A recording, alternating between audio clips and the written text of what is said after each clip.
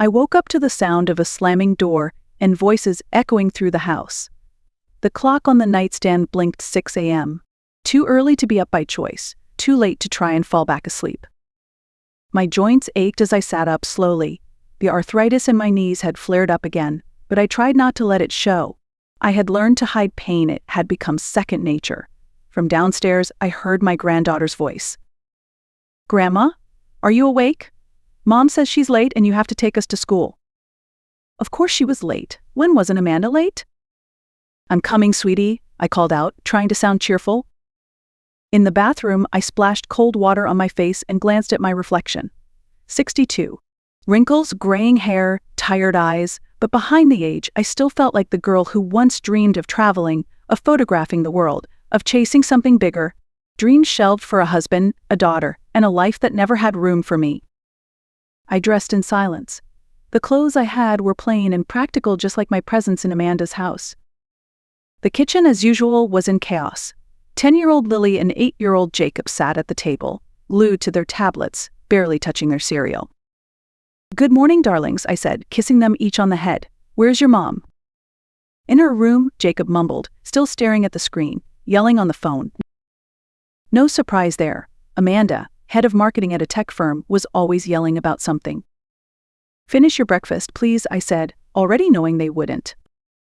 "I don't want to," they answered in unison. While the kids looked for their backpacks, Amanda stormed into the kitchen, tall, polished, perfect. She barely looked at me. "Mom, can you take them? I have a meeting in 40 minutes. Sales messed everything up again." "Sure, honey," I nodded. "I'm not feeling well today, though. The arthritis." She cut me off with an eye roll. "Mom, do you have a new ailment every day? Your back, your joints, your heart. Can you go one day without complaining?" I said nothing, just swallowed the pain and reached for the keys. 3 years ago, when my husband passed away, Amanda had suggested I move in with her. "You shouldn't be living alone at your age, Mom," she had said. It sounded kind, logical even. So I sold our house, my home of 35 years, and used the money to help her buy a bigger place. That was the beginning of the quiet unraveling. She called my upstairs room the guest bedroom, though there were never any guests. It was small, cramped, and far from the rest of the house, but I convinced myself it was enough, that it was fine. It didn't take long for me to understand my new role. Free nanny, housekeeper, cook, chauffeur. Anything but mom. Certainly not grandma in the warm, fuzzy sense. I handled school drop-offs, homework, lunches, dinners, laundry, and cleaning. Amanda didn't ask. She expected. I couldn't remember the last time she thanked me. So this morning, as I drove the kids to school with aching joints and a rising fever, I thought back to the dreams I once had. When I was young, I wanted to be a photographer. I dreamed of visiting Paris, of capturing faces and moments across the world. But then I met Charles, fell in love, got married, and Amanda came not long after. I had no regrets about loving them, but somewhere along the way I stopped existing as myself. I became someone's wife, someone's mother, then someone's burden. That afternoon, after returning from school drop-off, I cleaned the bathrooms, folded laundry, and made lunch. By evening, my fever had worsened. My body felt like it had been hit by a truck. When Amanda finally came home around 8 p.m., she found me lying down. I'd hoped she'd show concern, but instead, "Mom, the kids say you've been acting weird all day. What's wrong?" "I think I have a fever," I said, struggling to sit up. "My whole body aches." Amanda paused. For a moment, I thought she might walk closer. Instead, she stepped back. "You probably have the flu. I can't get sick. Neither can the kids. I have a huge presentation in 3 days." I swallowed hard. "I took medicine. I just need to rest." "You need to leave," she said. I blinked. What? What?" "You need to leave," Amanda repeated, this time with more firmness. I sat up slowly, trying to make sense of her words. My head throbbed. "Leave where?" "Amanda, I don't have anywhere else to go." "A hotel. A friend's place." "I don't know, Mom," she said, exasperated.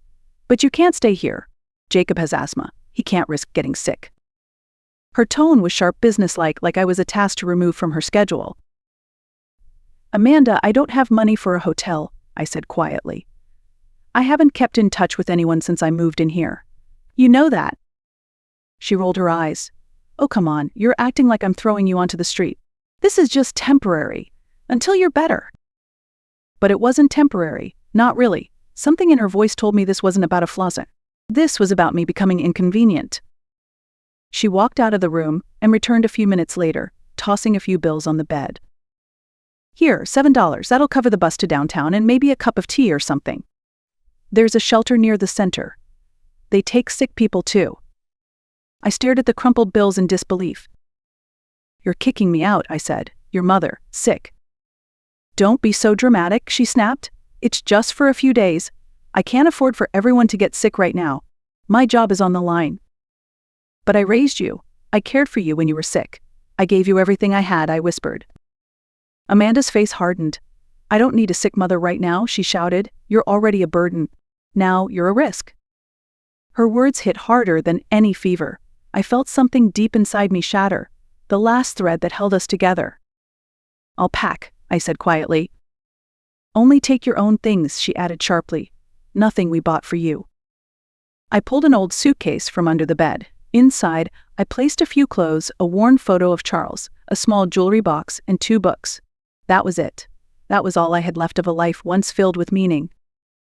As I zipped the bag shut, Amanda stood in the doorway tapping her foot. "Hurry up. It's past the kids' bedtime, and you're spreading germs." I turned away so she wouldn't see my tears. So I stepped out into the night with my coat barely holding off the chill. Amanda handed me the car keys without a word.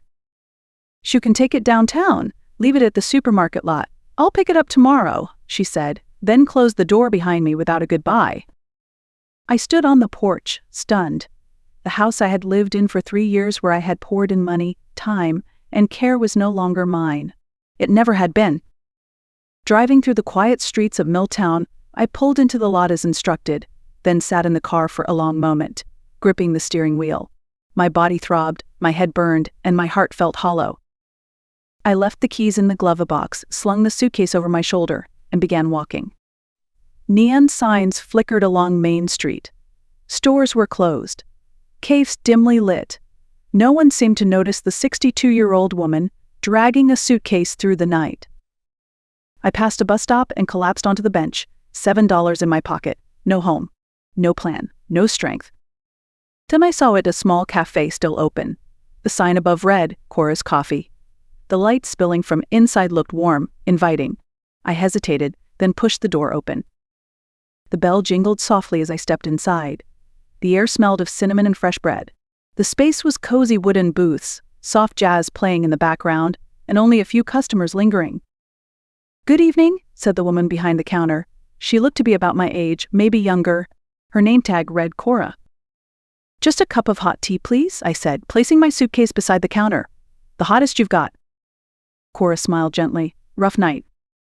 I nodded, but she didn't press. She poured me a steaming mug and set it in front of me. I reached into my pocket. "How much?" $2.50, she said. That left me with $4.50. I glanced at the counter near the register, where a stack of lottery tickets sat beneath a small sign, feeling lucky. "I'll take one of those too," I said. "First time?" she asked. "Yeah?" "Then maybe luck's on your side." I tucked the ticket into my coat pocket. I didn't have the energy to scratch it yet. A hope could wait till morning.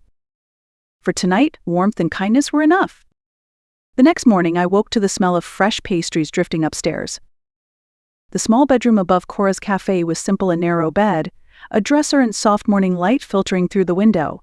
But to me, it felt like a palace. A place where no one barked orders. A space of my own, even if just borrowed. I sat up slowly. The fever had broken. My head still ached, but the worst had passed. On the nightstand lay the untouched lottery ticket from the night before. I almost tossed it aside. It felt silly, something desperate people clung to when reality failed them. But I had nothing to lose. I reached for a coin, rubbed away the silver layer. 800. 800. 800. 3 matching numbers. I blinked. That meant something. I didn't know exactly what. Pulling on a sweater, I headed downstairs. Cora was already serving breakfast to a few customers. "Morning, Nancy," she said brightly. "Feeling better?" "Much.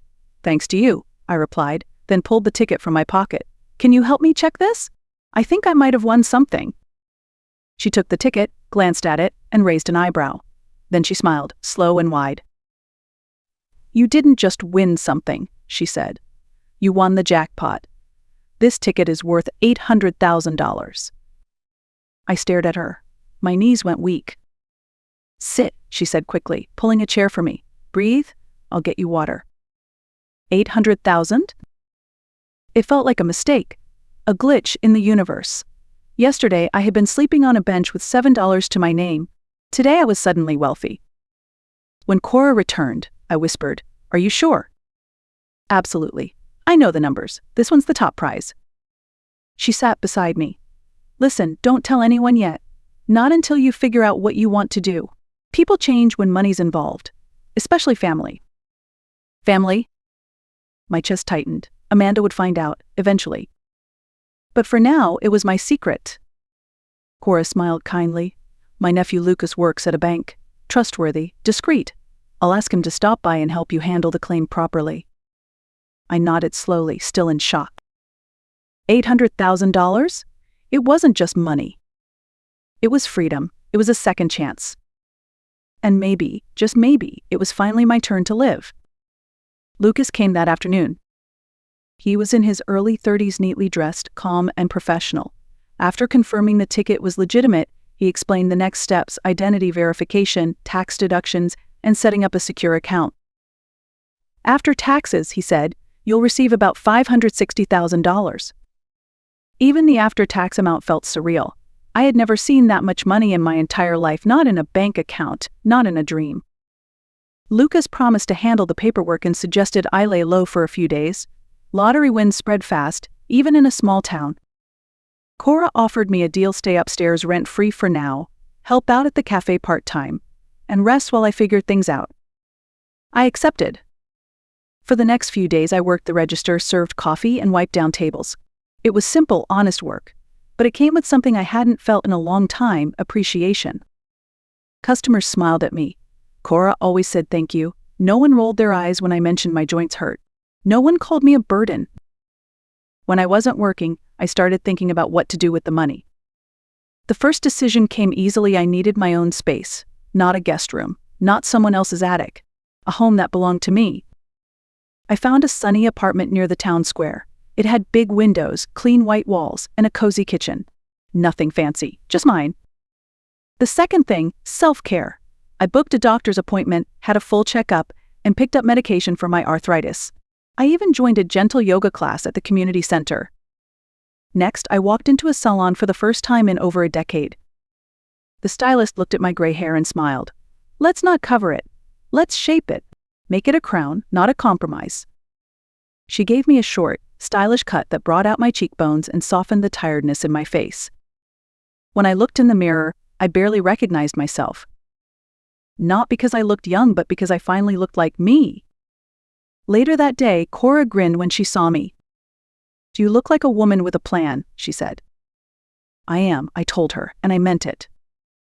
For the first time in years, I wasn't surviving. I was beginning. 3 days after the local paper printed the lottery story with my name and photo right on the front page, my phone rang. The screen showed Amanda's name. I hesitated, heart pounding, then answered. "Hi, Mom," she said, her voice soft and sugar-coated. "Is it true? Did you really win $800,000? No hello, no how are you, straight to the number." "Yes," I said plainly. She paused, then launched into a tone I hadn't heard in years. Warm, affectionate, carefully performed. "I'm so happy for you, Mom. We were so worried after you left. The kids miss you terribly." "You mean after you kicked me out?" I replied, keeping my voice steady. "Let's call it what it was." Another pause. Then a sigh. "You're right. I was under a lot of pressure. Work has been insane. It was a horrible night, and I shouldn't have said what I did. I've been so ashamed." I would have believed that once. I would have welcomed her back with open arms for even the tiniest bit of regret. But now I saw the cracks, the timing, the motivation.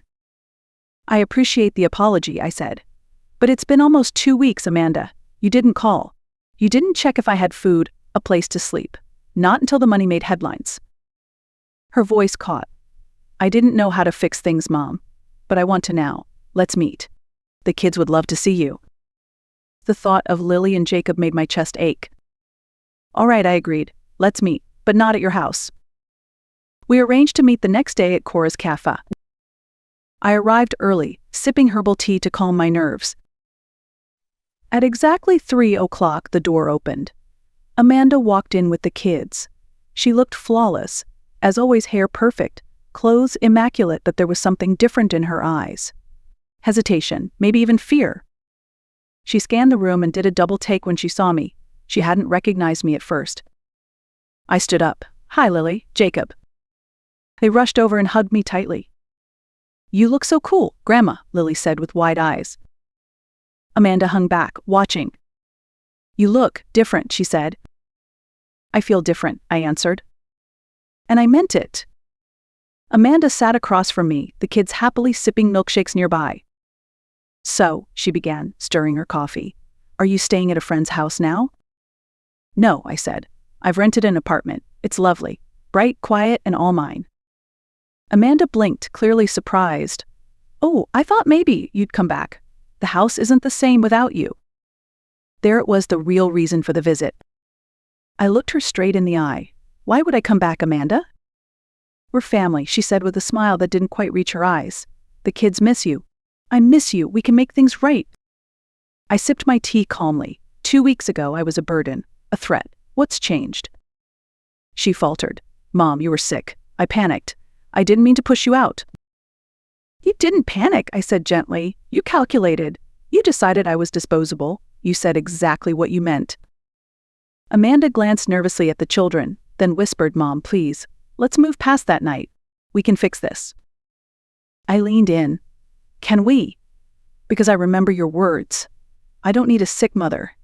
That wasn't stress talking. That was truth. Her smile faded. P. What do you want me to say? She snapped under her breath. That I regret it. Fine. I do. But we're here now. Let's move on. Come home. We'll make you comfortable. We can even get a private doctor if you want. There it was again. The slip. Now that I have money, I said softly, you're ready to have me back. Amanda stiffened. Don't be like that. I came because I care. No, you came because I'm valuable again. I turned to the children. I love you both so much. You can visit me anytime. My door will always be open. Amanda stood up sharply, grabbing her purse. You'll regret this. You'll die alone. I stood too, calm and steady. I'd rather live alone in peace than stay where I'm only wanted when I'm useful. She stormed out, dragging the kids behind her. I sat back down, my hands trembling but my heart steady. That evening, I walked home by the lake, the sun setting behind the trees. I pulled out my phone and called Walter. Dinner tonight? He asked. Yes, I said with a smile. As I looked out over the water, I felt it clearly. This wasn't just freedom. It was dignity. And I had finally chosen it for myself.